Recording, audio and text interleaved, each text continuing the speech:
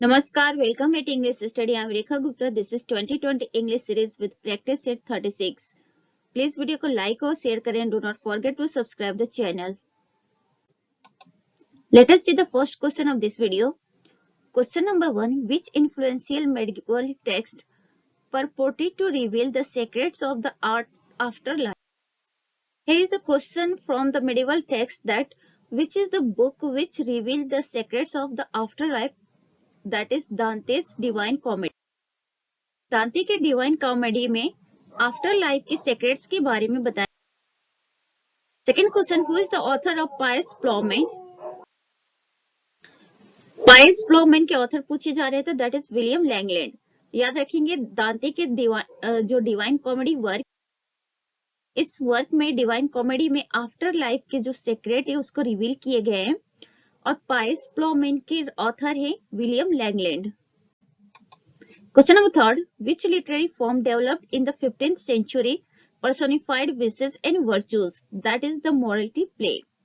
15th century में वो कौन सा literary form था जिसमें vices और virtues को क्या किया जा रहा था? personified किया जा रहा था। तो that work is the morality play. याद रखेंगे that literary form is morality play. morality play में ही vices को personified object के रूप में present किया जाता था और virtues को भी। Next question, which of the following statements about Julian of Norwich is true? Julian of Norwich के बारे में statement कौन सा true है? तो let us see here. She is the first known woman in the English vernacular. तो याद रखेंगे Julian of Norwich के बारे में statement ये है कि वो फर्स्ट वुमेन राइटर है जो इंग्लिश वर्नाक्यूलर लैंग्वेज को बिलोंग करती हैं। Vernacular means local language. Question number 5. Which author is considered a devotee to chivalry as it is personified in Sir Lancelot? Sir Thomas Malory. Question here is that कि which author is considered a devotee to chivalry? तो वो कौन से author हैं जो chivalry को लेकर बहुत ज्यादा devoted रहते हैं और उन्हें Sir Lancelot में personified किया है? तो that is Sir Thomas Malory. Which statement accurately reflects the status of England, its people and its language in the early 16th century? तो कौन सी स्टेटमेंट है जो इंग्लैंड के स्टेटस को लेकर और वहां के लोगों के बारे में, वहां के लैंग्वेज के बारे में जो कि अर्ली 16th सेंचुरी के टाइम पीरियड को बिलोंग करते हैं, उसके बारे में एक्यूरेटली बता रहा है? तो that is intending his utopia for an international intellectual community. Thomas More wrote in Latin since English had no prestige outside of England. तो यहाँ पे ये चीज बताया जा रहा है टॉमस मोर के यूटोपिया से रिलेटेड है। सर टॉमस मोर ने यूटोपिया को राइट किया है लैटिन लैंग्वेज में because English was not very famous outside the England at that time. तो याद रखेंगे sir Thomas Malory is devoted to chivalry. Next question, which 16th century work of English literature was translated into the English language after its first publication in Latin? Here is the question that कि which 16th century work, वो कौन सा work है जो कि 16th century में published हुआ था और इंग्लिश लिटरेचर का वो वर्क है, पहले लैटिन में लिखा गया देन इसको ट्रांसलेट किया गया इंग्लिश लैंग्वेज में। तो that is Thomas More's Utopia. तो याद रखेंगे सर टॉमस मोर की जो यूटोपिया है फर्स्ट लैटिन लैंग्वेज में लिखी गई थी देन इंग्लिश में ट्रांसलेट हुई। ऐसा इसलिए उन्होंने किया था because English language was not very famous eight that time, that is why he had written it in a Latin language, then it is translated into English. It belongs to 16th century. Question number 8. Which royal dynasty was established in the resolution of the so-called War of the Roses and continued through the reign of Elizabeth I? It's Tudor dynasty. The question is here कि War of Roses जो कि बहुत ही famous war रहा है, तो at the time वो कौन सी royal dynasty थी जो स्टेब्लिश्ड हुआ था और एलिजाबेथ फर्स्ट के शासनकाल तक उस डायनेस्टी ने रूल ओवर किया था? तो दैट इज ट्यूडर डायनेस्टी। तो याद रखेंगे Thomas More's Utopia first Latin language में पब्लिश्ड हुआ था, फिर देन ट्रांसलेट हुआ था इंग्लिश लैंग्वेज में। और ट्यूडर डायनेस्टी जो है एस्टेब्लिश हुआ था वॉर ऑफ द रोजेस से और कंटिन्यू रहा एलिजाबेथ फर्स्ट के शासनकाल तक। Next question, from which Italian text might Tudor courtiers have learned the art of intrigue and the keys to gaining and keeping power? It's Machiavelli's The Prince। Question से हमें to facts मिल रहे हैं। एक तो Italian text पूछा रहा है कि वो कौन सा इटालियन टेक्स्ट है जो ट्यूडर कोर्टियर्स क्या करते थे, उससे आर्ट ऑफ इंट्रिग लर्न करते थे और साथ ही how to gain a power ये भी लर्न करते थे। तो वो वर्क है मैकियावेलीज का द प्रिंस। याद रखेंगे Machiavelli is the Italian writer और इनका वर्क है द प्रिंस। वहीं से ट्यूडर कोर्टियर्स क्या करते थे, आर्ट ऑफ इंट्रिग और how to keep a power सीखा करते थे। याद रखेंगे ये सारी फैक्ट।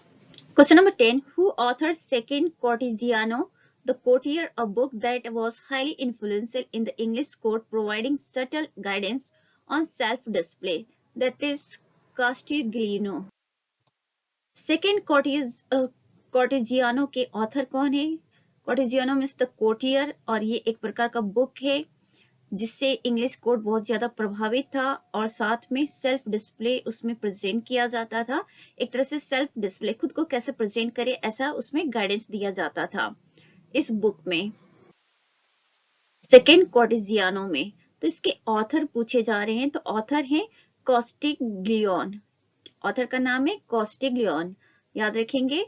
तो इनका बुक है सेकेंड कॉर्टिजियानो जिसमें जो द कोर्टियर से रिलेटेड ये बुक है और इंग्लिश कोर्ट में ये बहुत ज्यादा इन्फ्लुएंशियल बुक रहा है।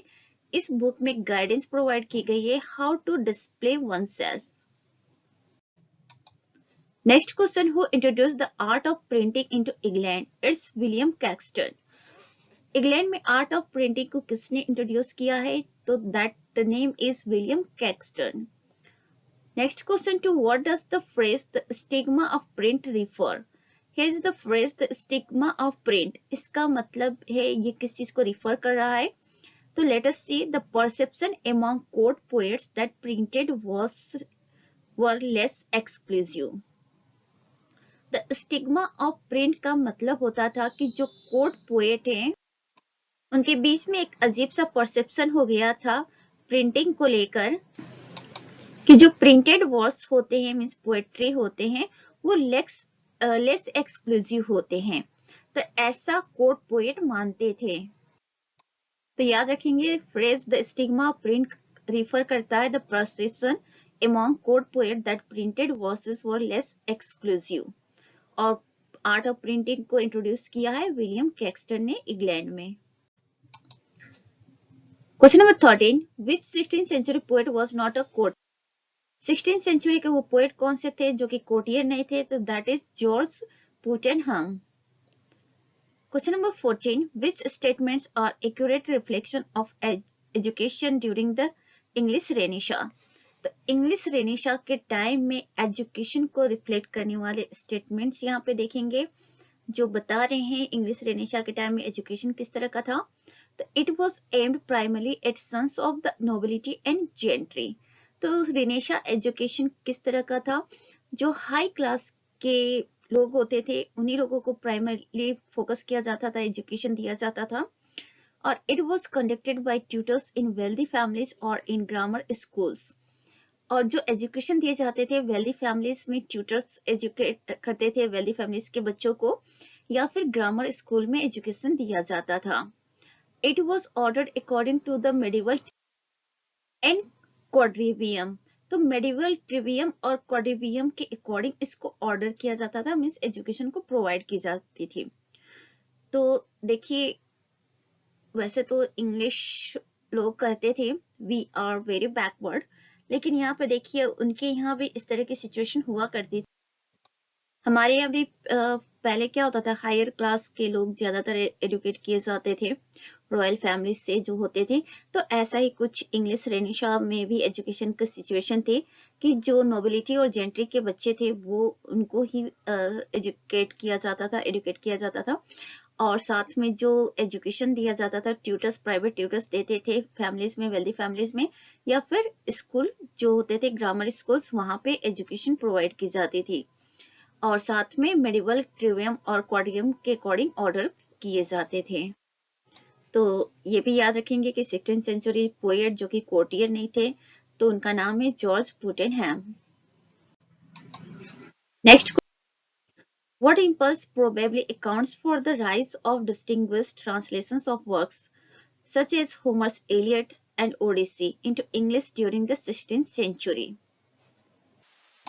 तो कौन सी वजह थी जो जिसकी वजह से 16th सेंचुरी के समय इंग्लिश लैंग्वेज में होमर्स के इलियड को और ओडिसी को ट्रांसलेट किए गए थे?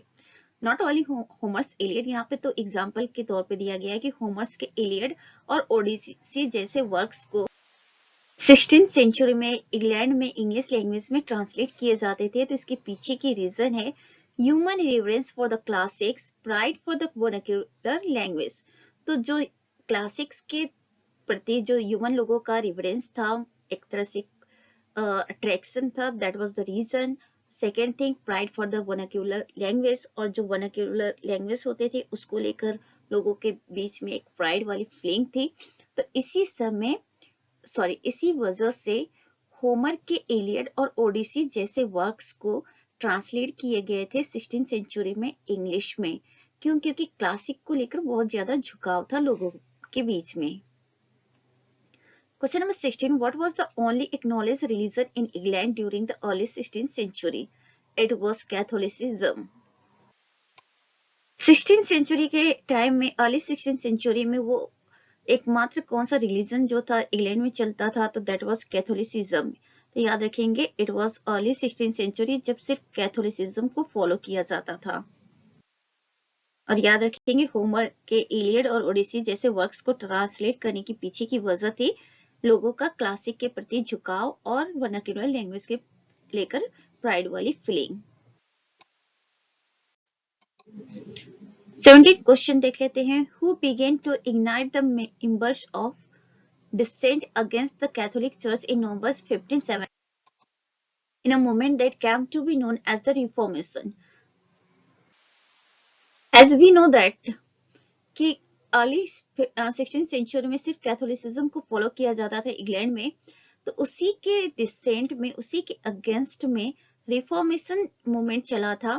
नवंबर 1517 के समय से जो रिफॉर्मेशन मूवमेंट स्टार्ट हुआ था, तो उसका जो क्रेडिट जाता है मार्टिन लूथर किंग को। तो याद रखेंगे इट वाज मार्टिन लूथर जिन्होंने रिफॉर्मेशन चलाया था कैथोलिक चर्च के against. Question number 18. Expressed in Elizabethan poetry as well as court rituals and events, a cult of watch formed around Elizabeth and dictated the nature of relations between herself and her court.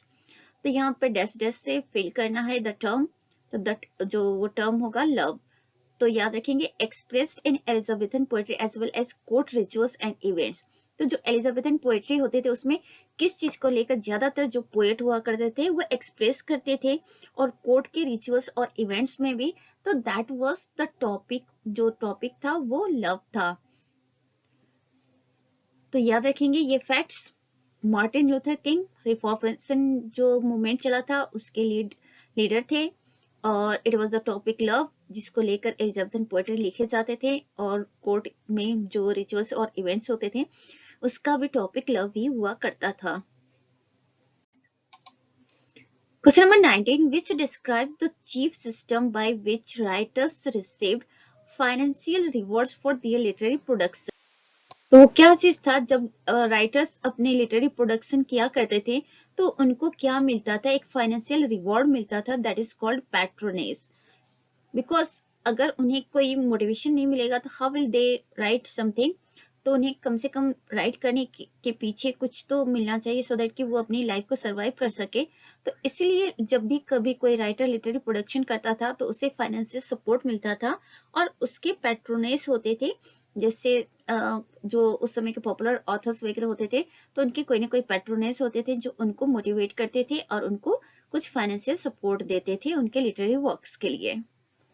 Question number 20. In the defense of poesy, what did Philip Sidney attribute to poetry? तो it is very famous work, Philip Sidney की ये famous work है defence of पोएजी, और इसी work की वजह से Philip Sidney जो है क्रिटिक के कैटेगरी में आ जाते हैं, और बहुत प्योर क्रिटिक के रूप में तो इनको नहीं स्टडी किया जाता है, फिर भी एज ए क्रिटिक इनको स्टडी किया जाता है because of his work defence of Poaceae. तो पूछा जा रहा है कि इसमें इन्होंने क्या चीज प्रेजेंट किया है। A moral power where by poetry encourages the reader to emulate virtuous models. तो पोएट्री के डिफेंस में इन्होंने लिखा है कि attribute to poetry, Philip Sidney ने वो क्या चीज किया है जो पोएट्री को एट्रीब्यूशन के रूप में प्रेजेंट किया है। तो इनका मानना है कि पोएट्री क्या है, एक मॉरल पावर है where by poetry encourages the reader. जो पोएट्री क्या है, एक मॉरल पावर है और रीडर को एनकरेज करती है to emulate virtuous model, so that कि वो वर्चुअस मॉडल को फॉलो करें, मीन्स एक राइट पाथ पे। तो एक तरह से कह सकते हैं फिलिप सिडनी का मानना है कि पोएट्री क्या कर सकती है, किसी भी पर्सन को, रीडर को वो आगे मोटिवेट करते हैं कि वो राइट पाथ को चूज कर सके जो रीडर है। This is all about for this video. Please video को लाइक और शेयर करें, do not forget to subscribe this channel. Thanks for watching, be happy and keep smile.